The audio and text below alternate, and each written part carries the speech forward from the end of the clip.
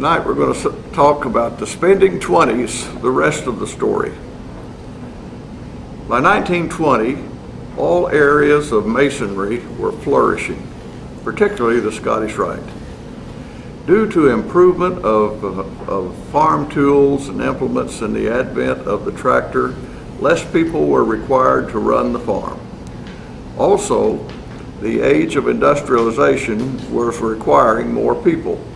So these two factors, and there were others of course also, were the reason for the influx of people from the rural life to city life. So the age of fraternalism was booming as these new city dwellers were grasping for an identity. With increased membership in the Scottish Rite came increased dollars in the treasuries. This became the era of the construction of huge Masonic buildings. This was the 1920s, clear across the nation. Now, you know, when we think of big buildings and Masonic buildings, we think of Scottish Rite, because the Scottish Rite requires the stage and the auditorium and so forth, and it's not just a lodge room setting.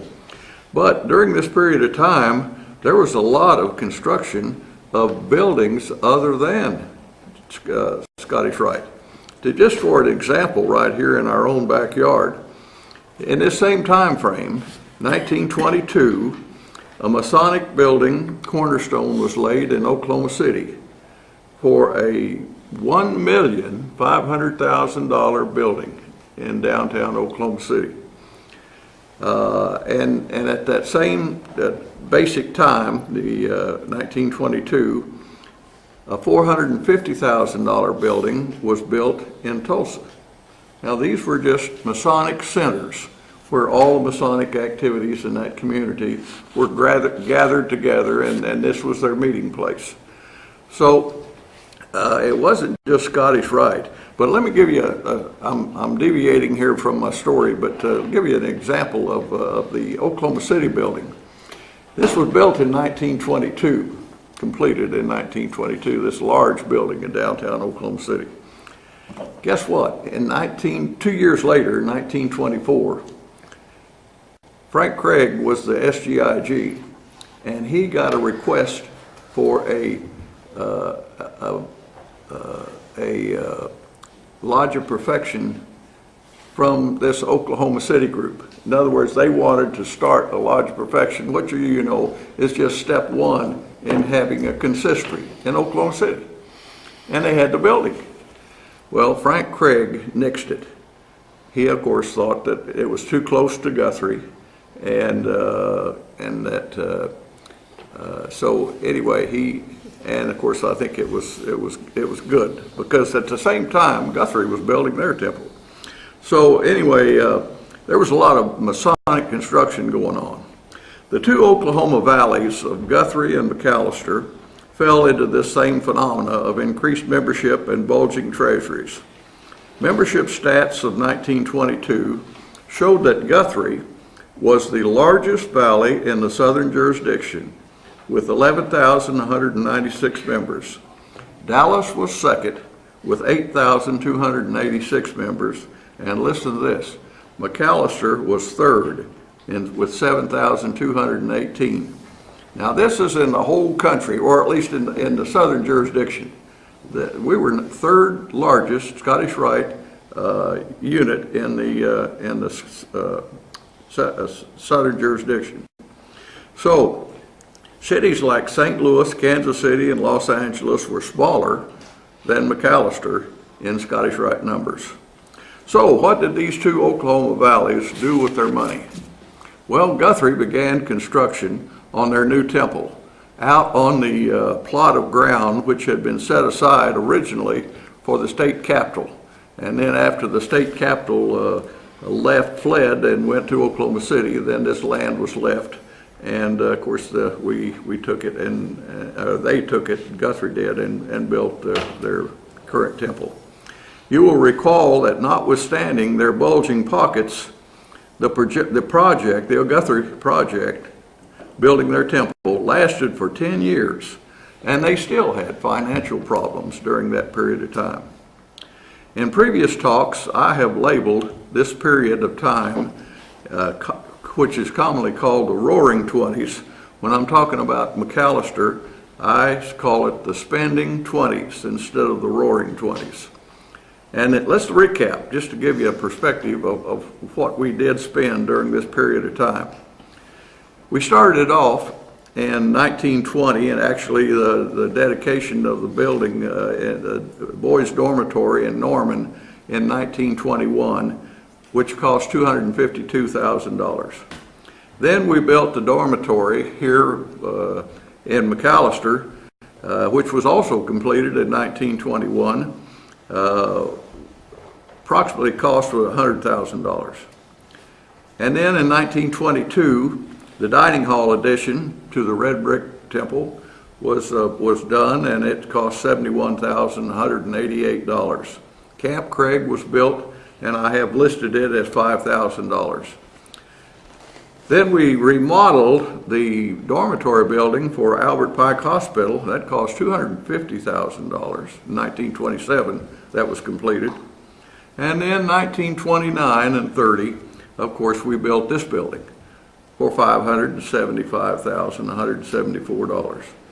Now, if you put those numbers all together, they are in the vicinity of $1,200,000.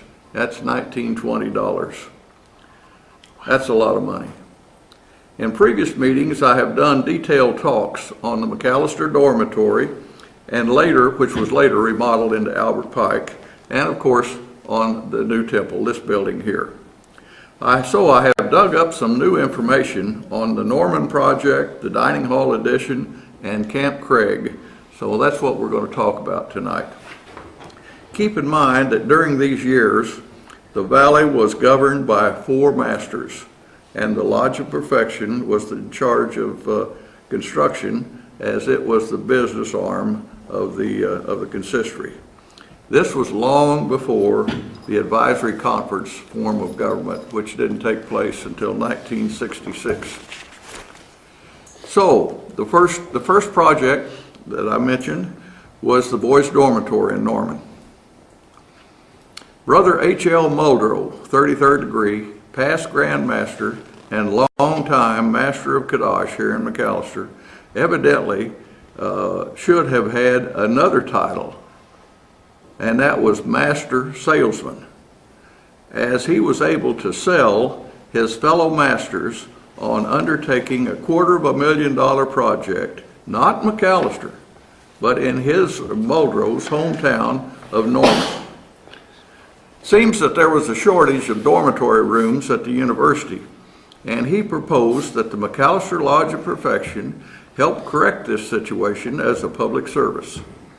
I have no access to proceedings of any of the meetings that took place when they were talking about this project, but I bet he told the holders of the purse strings how important it would be for Scottish Rite, particularly McAlester Scottish Rite, to have a major presence on the campus, which would be seen by all the future leaders of our state. Also, that it would be an extra benefit for members' children to have a priority for housing when they, as a student, when they went to the university. I don't know what tact he used, this or others, but whatever he used, it worked. On October the 11th, 1920, the cornerstone was laid by the Grand Lodge for the first ever dormitory building on a college campus constructed by a division of masonry. I should have passed these out earlier, a picture of the dormitory that some of you are acquainted with it and others may not be, but let's see now, where in the heck was I? That's on OU's campus? Yeah, on North Oval. Yeah. It's still there? Yeah. The building committee for this new dormitory in Norman was Frank Craig, who at the time was Venerable Master of the Lodge of Perfection. And of course, he later, just a matter of fact, less than a year later, he became the SGIG to succeed Perry Freeman. But also, on that committee was Muldrow himself and C.R. Teeter of Muskogee. The architect was William Schmidt, 32nd degree of Oklahoma City. Now, where have we heard that name before? He was the architect of our current temple here in McAlester. Before the cornerstone ceremony there in Norman, the Masons and university officials staged a parade or a procession throughout the campus. Participating were students, Masons of Oklahoma, Eastern Star members, faculty members, and they all were led by the Indian Consistory Band. Newspaper accounts estimated that there was 5,000 people in the procession and then in the crowd for the cornerstone laying. The original name given to this dormitory at the time was simply the Boys Masonic Dormitory. Thereafter, for a period of time, it was called Albert Pike Hall. And then later in the 1940s, it was White Hand Hall. And as far as I know, it is still called White Hand Hall. There has to be some stories behind these name changes. And I hope someday to go up there, other than a game day, and do some more research on this historic structure. As reported in other talks, another tract of land, larger than the one that we're talking about for the boys' dormitory, was purchased at the same time. And they said it was less than a block away, and this was to be used for a girls' dormitory later on. But this never took place. Now the location, within a block from where we are right now, if you know where the location of the building is now, you know it'd have to be really right on the campus someplace. Corner, yeah.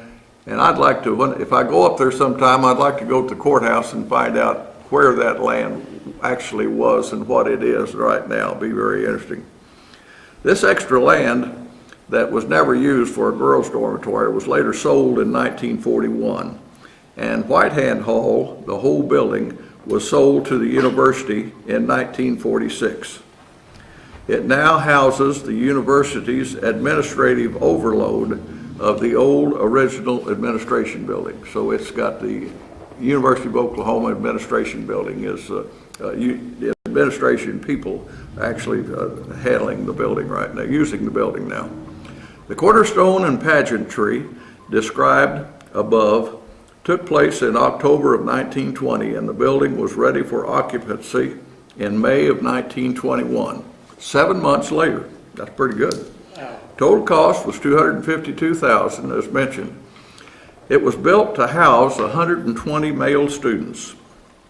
This project was not built as a moneymaker, but strictly as a public service.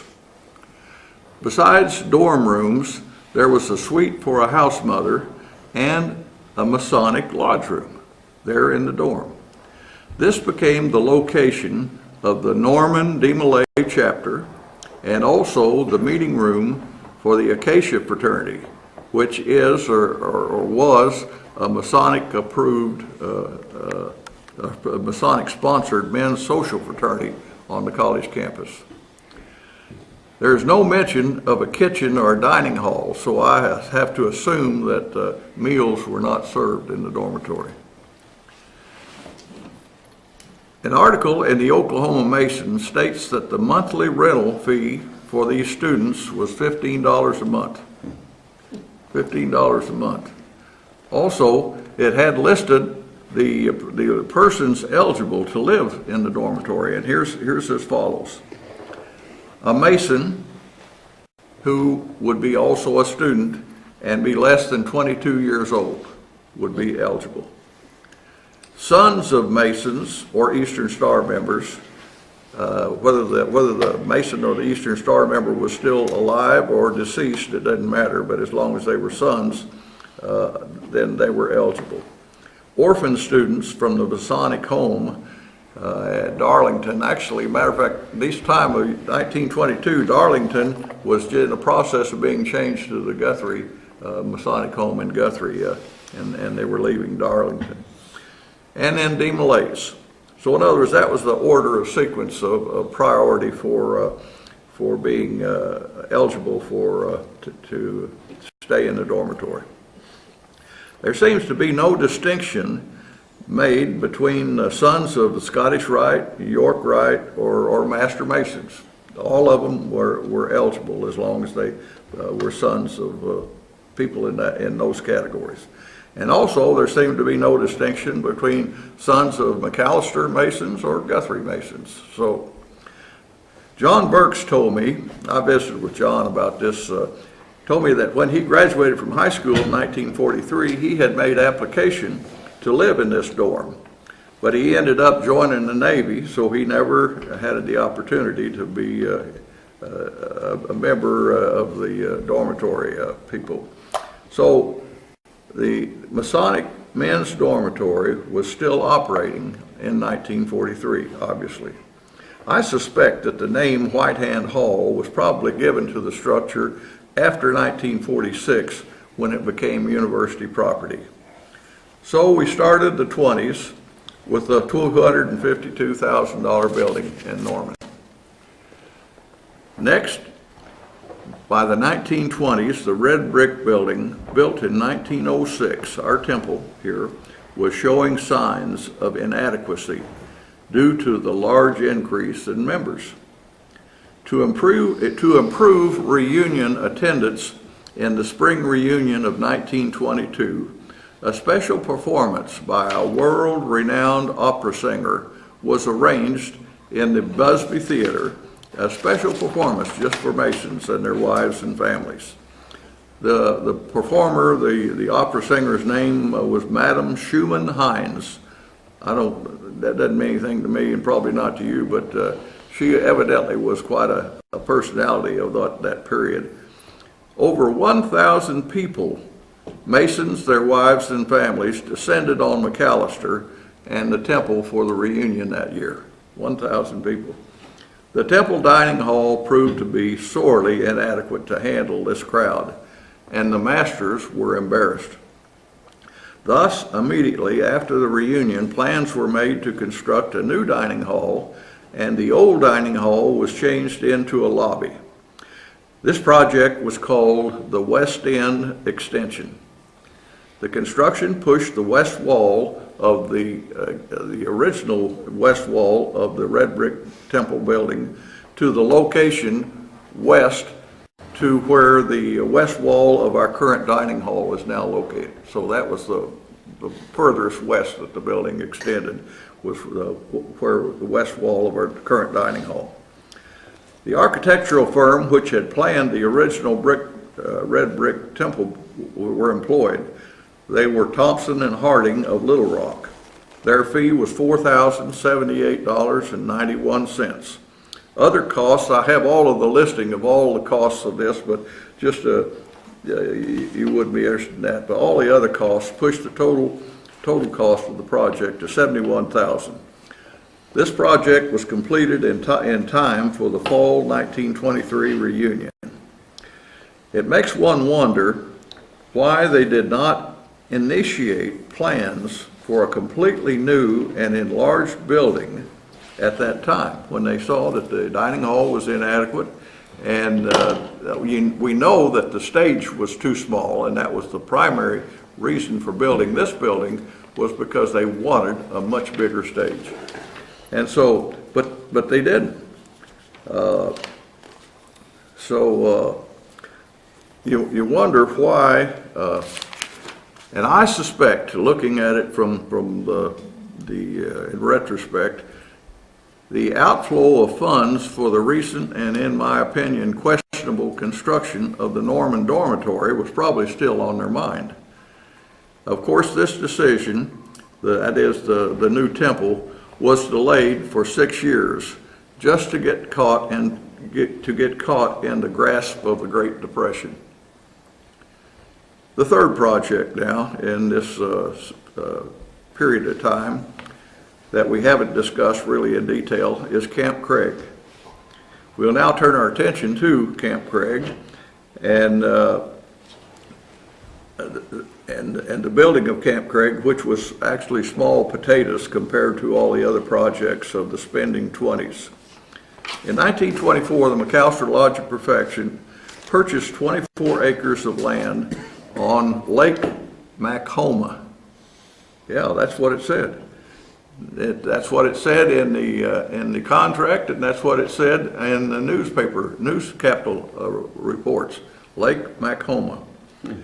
Now, That's what we know as Lake McAlester. yeah, that's Lake McAlester now, and I've never known it as any other name other than that. And I asked John Burks about it, and John said, I've never heard any other name. So this is interesting where this Macoma came from. And if the lake was ever named that, really.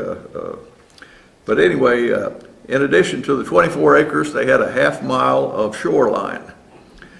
At a meeting of the Lodge of Perfection on March the 9th, 1925, 2 actions were taken.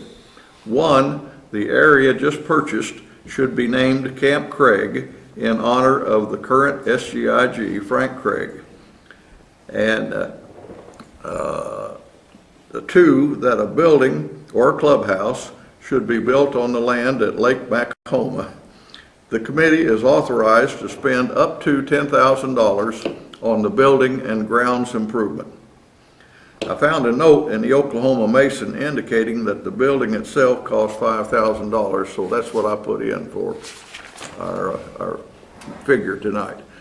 Sometime in the early 1930s, the Red Cross of Constantine, which is a York Rite subdivision, took the remaining debris, this is the way it was described, the remaining debris, wood doors, and so forth, from the tearing down of the old red brick temple, and used that and built a building out on the Camp Craig grounds. And it was called the Red Cross Hut. And numerous outings, annual outings of that organization were held in the hut. Through the years, Camp Craig was used sparingly, and the decision to sell the property was made in 1950. It was sold to a group of individual Masons who formed a corporation called Camp Craig Incorporated for $4,405. In 1958, after a change of corporate officers, long-range improvement plans were adopted. Now, membership in Camp Craig Incorporated was restricted to members of either the Scottish Rite or the York Rite bodies. And listen, and this is the crux of it, the corporation officers were all members of the shrine. So the building and property does not belong now to the shrine, but belongs to individual members of the Pittsburgh County Shrine Club. I think this same situation still exists today. That's the ownership. It's not by the Shrine organization itself, but by individual members. Okay, as mentioned at the outset, you have previously heard talks that covered the spending 20s of the McAlester Lodge of Perfection regarding the McAlester dormitory and the Albert Pike Hospital and the new temple. So tonight I have tried to give you some information on the other projects of that era. That is the Norman Dormitory, the West Side Extension, and Camp Craig. Thank you for your attention. Thank you.